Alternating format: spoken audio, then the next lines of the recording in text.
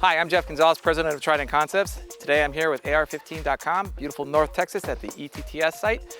And today I'd like to take a moment to thank Winchester Ammo for providing the ammo for this video. What we're going to be working on is shooting on the move with a rifle. So I'm a big proponent for this. I know that a lot of times people will come up with all sorts of excuses and reasons why they don't want to do this. And most of the time it's because it's not hard per se, but it's hard to be good if you don't really have a program to follow to get to that level of being good. So I started working at Shoot on the Move a very, very long time ago, and it's just been something that has evolved over time. And so the way that I try to get the buy-in for why Shooting on the Move is important is, yeah, you can look at a variety of different circumstances and settings and whatnot, but really I take a step back and look at it from a training hierarchy, right? And if you start with, say, understanding like the training hierarchy looks like a triangle, a pyramid, if you will, the first level at the base of that triangle is what I call static training. That means you as the shooter and your target are both static. Right? That represents the largest majority of the training that you're going to see. Now you move one step up to level 2 and you can see how the volume of training starts to decrease in that level. And that is where the shooter is moving, target is standing still. You move up again a little bit higher to the next level, level 3, you as the shooter are static, but now your target is moving. And then that last level, at the very top, the pinnacle, is going to be you and the target are moving. All right, so you can see where our allocation of training time is actually applied. The majority of it is down here at level 1, maybe some level 2. If you're lucky to get a mover, level 3. And if you're really lucky to be able to shoot on the move versus a move-in target, that's level 4. But if you were to think about the realities of a gunfight, that is actually inverted. That pyramid is actually inverted, where the majority is going to be you and the target are moving. Then maybe you are the target is moving only, you're static, and then you're moving, the target's static, and then both of you guys are static. You can see how it kind of goes in a reverse proportion when we look at things from reality. So understand that's your training hierarchy. We do want to kind of work our way up to some of those higher levels of technique or performance, simply because we never know what kind of gunfight we're going to find ourselves in, and we want the ability to move. It is such a critical thing. What I tell people is, like, if I can't teach you how to shoot well in the short time that I have, the next best thing is to teach you how to move quickly. Because if you can move, that's a huge bonus at improving your chances of surviving. Now, let's talk about the conditions of movement. We really only have 3.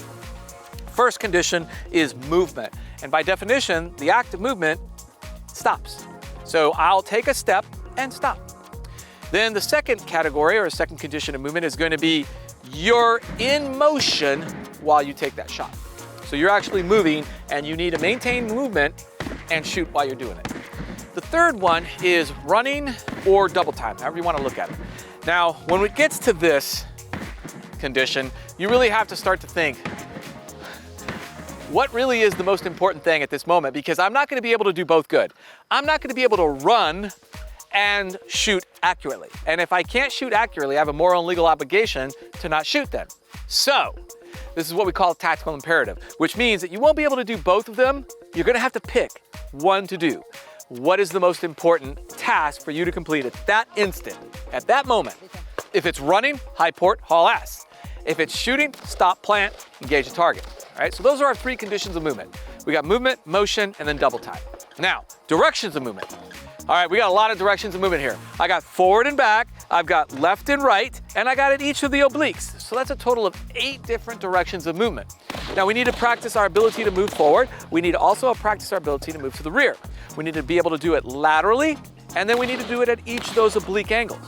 And the reason why it's important is because, again, you're not going to know what type of gunfight you're going to find yourself in. You may need to do combinations of all of those. It just depends on the situation. Now, the next thing we talked about is that you're going to need to have an appropriate level of speed with an appropriate, or I should say with an aggressive level to match it. Now that means that you're going to have to take into consideration time, distance, and exposure. That is of your target. So how much time do I have to engage? What's the distance to the target? And what type of exposure of the target do I have to shoot at, right? So the appropriate speed is gonna dictate how fast you're actually moving, and the aggression level is gonna kind of like tie into how fast you're moving. So that kind of deals with the why behind shooting on the move. Let's talk about points of performance when it comes to moving. So when it comes to category 1, one of the key things that I tell people is that a lot of times people want to mount the rifle and then start to move, or they want to draw the gun and then start to move.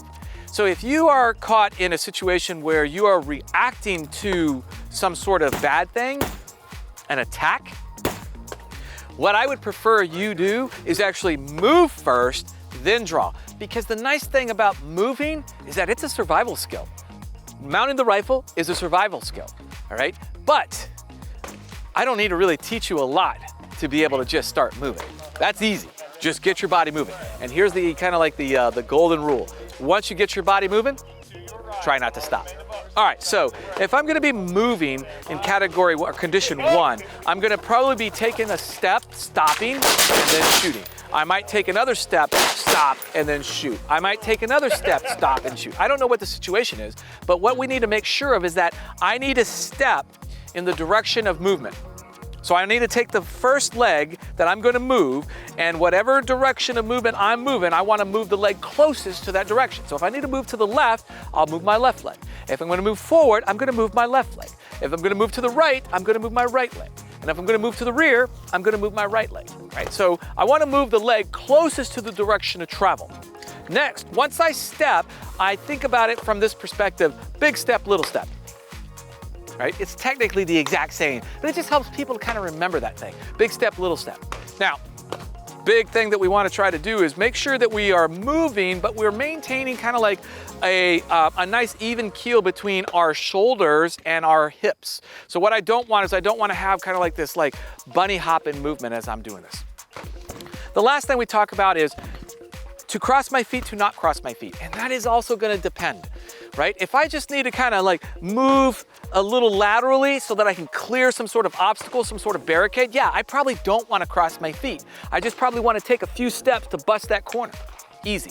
But let's just say that I have to move aggressively. Remember, that's that aggression level that we talked about. And I need to be able to return accurate fire as I'm doing so. That might cause me to shift my body in the direction of movement and keep my gun trained on the target. Now that becomes complicated because when I'm doing it from my strong side, it's easy to shoot off to this side. But if I need to shift directions, it's really hard to move over here and shoot a target off to this side without moving the rifle to my weak side. So that brings up the necessity to being able to swap shoulders when necessary, moving from my right side to my left side and being able to do that. So that might be something for down the road that you have to be able to do. Now, once I get to my points performance with regards to shooting while in condition 2, which is in motion, here's the thing that I tell people. All right, do I need to teach anybody that's watching this video how to walk? Does anybody need to be taught how to walk? Chances are, no, I don't need to teach anybody how to walk. That's good, because that's really all you're doing. All the things that you have heard or read or watched, most of them are junk. You don't need to try to do anything that separates your ability to move or add anything to your movement, right? You already know how to move. You already know how to walk. That's all you're really doing. You're just walking. So when it comes time to actually start moving, what I tell people is you're gonna wanna separate your lower body from your upper body, right? And that means that whatever my lower body is doing, my upper body is gonna be doing something different. Now, the key thing about this idea is that whether I'm going to walk like heel to toe or kind of like a duck walk or maybe a Groucho march, all of those things are pre-planned and they require so much energy to just do well that that's energy that you're drawing away from your ability to shoot. You don't need that. Don't worry about what your lower body's doing. Let it do what it knows how to do. And then divert all that extra energy to the brain to being able to solve the problem and return fire.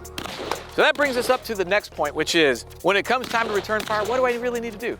I love shooting on the move for one very simple reason. It helps shooters to embrace their first best sight picture.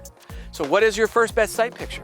When the sight settles on target, inside the target zone, that's it. It ain't getting any better than that. You could take the time to try and improve that sight picture. You very well could, right? You could take the time to improve that sight picture, but that's the operative concept there. It's taking time. Time is not a luxury that you have. So if you take time to try and improve that sight picture to make it so that it's perfectly in the center of the target zone, the net result is that in the back of your mind, there's this little monkey that's jumping on your back and screaming in your ear, fire, fire, fire, fire, fire. And what that equates to is you slapping the holy hell out of your trigger, completely disrupting that perfect sight picture that you were working on. And all of that work goes out the window because you still miss. Now, let's talk about the first couple of drills that we're gonna do. We're gonna talk about a single step, double step, and triple step. Moving laterally, right? We talked about the different directions of movement. We're just gonna be moving laterally, and this is an easy drill to kind of work on getting your body moving. So here, what we're gonna start with is we're gonna start with a single step, left or right. It's gonna be on the shooter's direction. And then what we wanna do is we wanna move first and then mount the rifle and just give yourself about 2-round drill for this. All right, here we go. So I'm just gonna take a single step to the right, mount the rifle. Once it's there, go ahead and fire those 2 shots. Now, once I'm done, bring it back to that same ready position. I'm gonna execute movement opposite the direction I just stepped. So I'm gonna take a single step to the right, mount the rifle. Once it's up on target, fire those next 2 shots. Now, single step gets us going as far as just kind of moving. Now what we're gonna do is we wanna kind of get more movement. We wanna bite off more, because usually what happens is a single step, even a double step, really doesn't get you too far away from that kind of like that line of attack, if you will. So the moment I can take 2 or 3 steps, I really start to create much more distance, creating a buffer zone between me and the bad guy that may or may not be charging at me. All right, so let's look at it from this direction. All right, so now I'm gonna do 2 steps. Here we go, ready? Double step, stand by. Double step, go. All right, so double step works out pretty well. The nice thing about that double step is it allows me to get moving, and as I'm moving, I'm gonna mount the rifle so that as soon as I come to a stop, I'm ready to shoot. All right, next we're gonna do triple step. So triple step is nice because it really gets the body moving.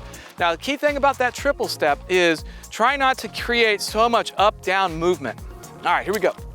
Ready? Triple step, go. So I'm gonna move across. Once I get to that position, I'll go ahead and mount the rifle, break the shots. Again, triple step.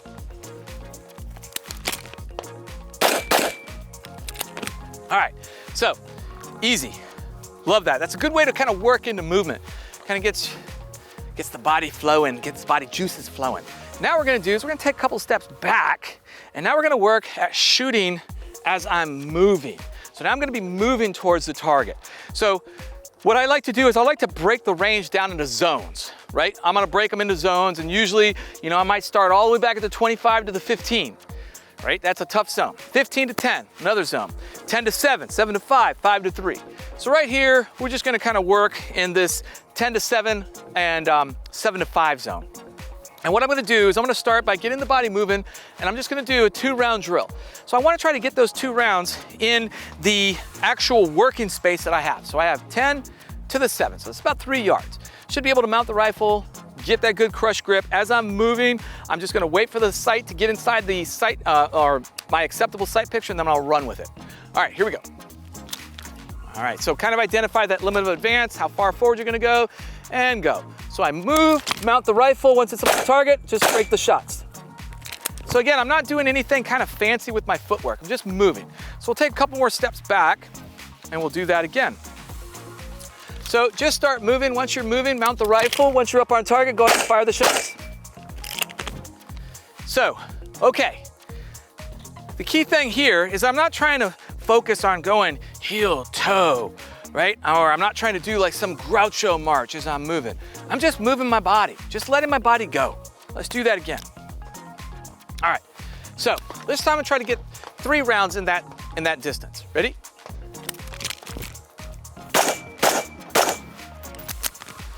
So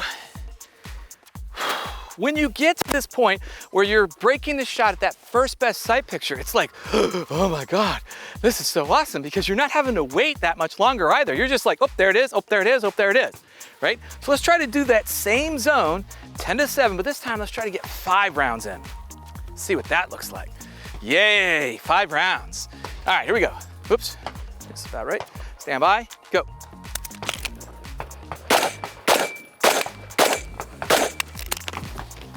All right, so I slowed things down a little bit. I think probably because I was thinking too much. I was trying to overthink the game rather than just let it go. So let's try that again without brain engagement. All right, here we go.